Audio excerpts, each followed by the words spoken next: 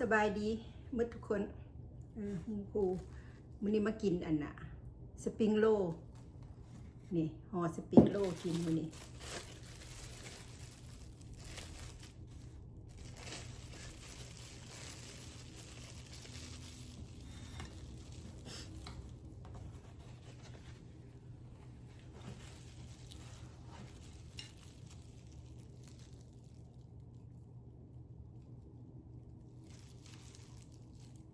มาเด้อกินน้ำกัน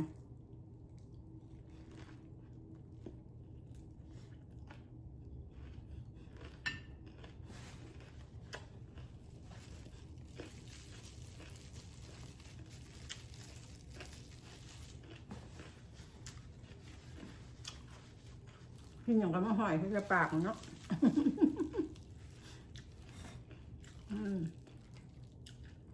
แซ่บ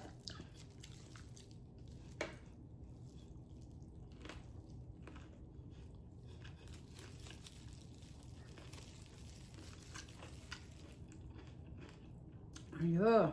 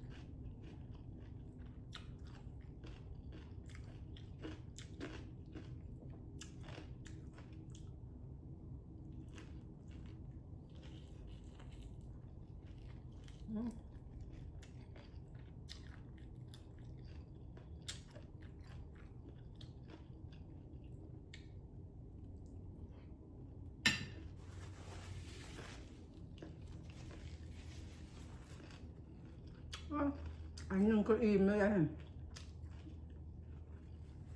พอละกินทั้งสองไม่ได้หรอกกินอันเดียวก็อิ่มแล้วอันบักใหญ่หนึ่งละโอเคบ๊ายบายเลยขอบใจหลายๆที่มาเบิ่งคลิปโอเคบาย